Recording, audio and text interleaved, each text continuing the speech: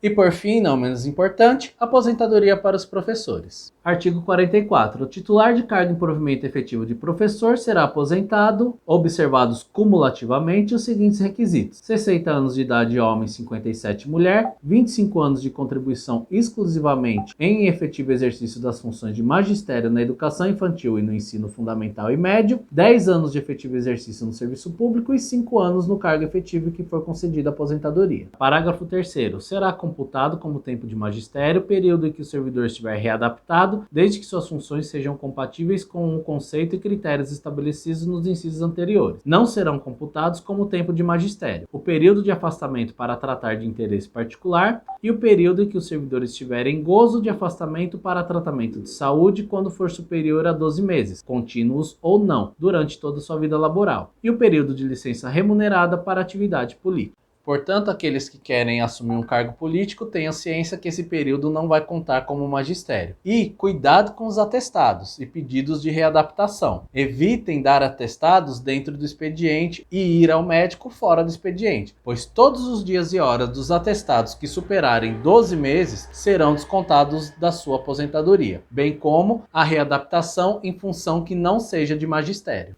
Ainda artigo 57. Para o titular de cargo de provimento efetivo de professor que comprovar exclusivamente tempo de efetivo exercício das funções de magistério na educação infantil, no ensino fundamental e médio, serão reduzidos os requisitos de idade e tempo de contribuição em 5 anos. Então, conforme eu já mencionei lá atrás, na primeira regra de transição, no caso de professor exclusivamente magistério, vai ser reduzidos em 5 anos aquele cálculo de tempo de contribuição e idade. E para quem tem exclusivamente tempo de magistério, a regra de transição será: artigo 58. Para o titular de cargo de professor que tem ingressado no serviço público em cargo efetivo, comprovar exclusivamente tempo de efetivo exercício das funções de magistério na educação infantil, ensino fundamental e médio, os requisitos cumulativamente são: mulher 52 anos e homem 57, 25 anos de contribuição mulher e 30 homem, 20 anos de efetivo exercício no serviço público e 5 no cargo que se der aposentadoria. O somatório da idade e tempo de contribuição, incluídas as frações, são 83 para mulher, 93 para homem. E a partir do dia 1º de janeiro de 2023, a pontuação que se refere ao inciso 5 será acrescida de 1 ano a cada ano de 1 ponto, até atingir o limite de 92 pontos para mulher e 100 pontos para homem. Aqui, em resumo, ninguém vai conseguir se aposentar com idade e tempo mínimo de contribuição. Por exemplo, a mulher, se fosse aposentar com a idade mínima de 52 anos e 25 de contribuição, a somatória dá 77. Porém, a pontuação mínima para se aposentar é de 83 pontos. Então, é preciso mais 3 anos de trabalho e contribuição. 55 de idade, 28 de contribuição, somados dá os 83. Significa que quem se aposentar a partir de 2023, a pontuação sobe 1 ponto ao ano, que vai de 83 para 84, 85 e assim por diante. E como fica o salário? Artigo 60. Os proventos dos servidores que se aposentarem corresponderão à totalidade da remuneração do servidor público no cargo efetivo que se der aposentadoria para o servidor que tenha ingressado até dezembro de 2003. 100% da média aritmética simples das remunerações adotadas como base para as contribuições aos regimes de previdência a que o servidor esteve vinculado, atualizados monetariamente, correspondentes a todo o período contributivo desde 94 ou desde o início de contribuição, se posterior àquela competência.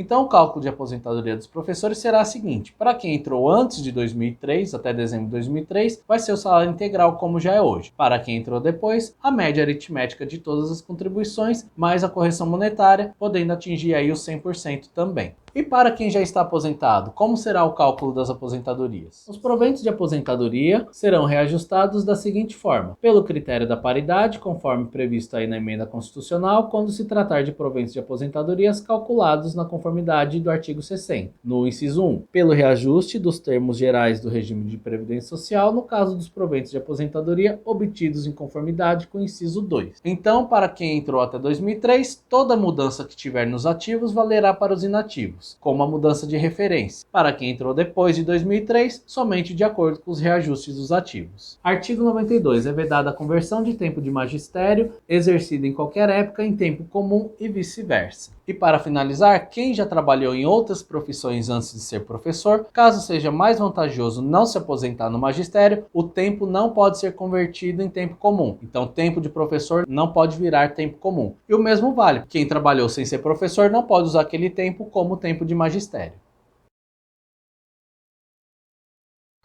E para finalizarmos, artigo 123, na hipótese de extinção do IPMT, o Tesouro Municipal assumirá integralmente a responsabilidade pelo pagamento dos benefícios concedidos durante a sua vigência, bem como daqueles benefícios cujos requisitos necessários à sua concessão foram cumpridos antes da data de extinção desse regime. Significa então, aposentados, que vocês podem ficar tranquilos. Quem já tiver todo o tempo também para poder se aposentar, pode ficar tranquilo que a prefeitura é obrigada a assumir as suas aposentadorias. E aqui eu deixo uma opinião pessoal. Levando em conta o desconto absurdo de 14% nos aposentados, mesmo que a progressiva, que vai ser de 9% a 14%, e no INSS a maioria dos servidores pagaria só de 9% a 11% de alíquota, levando em conta que não haverá aposentadoria integral mais, mesmo quem contribui com o teto vai se aposentar apenas com a média, todas as aposentadorias, quem não ficar no mínimo 40 anos contribuindo, será menor que o salário atual. Considerando a previdência complementar, onde quem ganha acima do teto, quem quiser manter o seu salário ou se aposentar, vai ter que fazer uma aposentadoria por fora para poder completar sem a parte patronal. E, conforme eu acabei de ler, a prefeitura é obrigada a assumir as aposentadorias e essa se daria sem desconto aos aposentados, já que não existe mais IPMT, então não tenho por que tirar 14% dos aposentados. E em substituição ao que hoje são os aportes ao IPMT, pode ser usado para repassar ao INSS que já foi recolhido. Então, diante de toda essa situação, o melhor para o servidor é o fim do IPMT e a migração para o INSS. E quero deixar aqui muito claro, não haverá mudança de regime de contrato. Ninguém vai passar de estatutário para seletista apenas com a mudança da aposentadoria. O que vai mudar é o regime de aposentadoria. Não vai ser mais IPMT, vai ser INSS. Como quem recebe acima do teto não vai ser mais IPMT, vai ser uma outra empresa. Digo isso de acabar com o IPMT, pois se prolongarmos essa situação, corremos um sério risco de